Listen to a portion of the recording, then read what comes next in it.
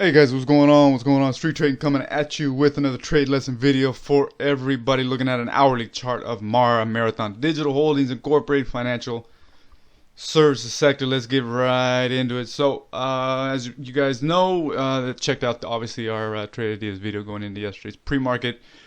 We were talking about the reversal off of supply for MARA heading into this session, and obviously, you know, listen, the run up. You're going to go to particular zones, and when you get to these zones, certain things occur, right? So you got to plan your trade your plan. We had a pretty crystal clear plan as what we were looking for, and it gave us exactly what we wanted to see. We had to wait a little bit for it, and that's one of the hardest parts is when you've seen it unfold as you plan for it, but it's not quite there yet. So the hardest part about being patient when it comes to waiting for your setup to complete or form is just waiting, because you always want to get in, and we all do it. We get involved a little early, and sometimes we're too early, and you got to take the L and the quick stop, and then get right back in. It happens quite often. So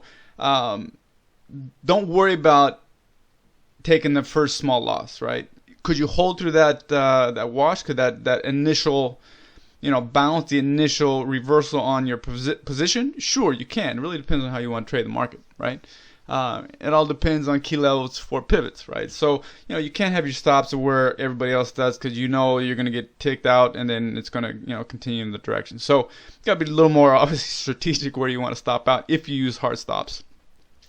That's the big question, hard stop versus mental stops. But you need to stop nonetheless. If you have the discipline for mental stop, we highly encourage you to use mental stops. But if you don't have the discipline, if you're that guy that keeps moving your stops, put a hard stop in the market and you're good to go. So it did, Mark gave us what we needed to see. Obviously, this monster run with Bitcoin, this thing tracks it, but it ran into supply, obviously from April, as you can see.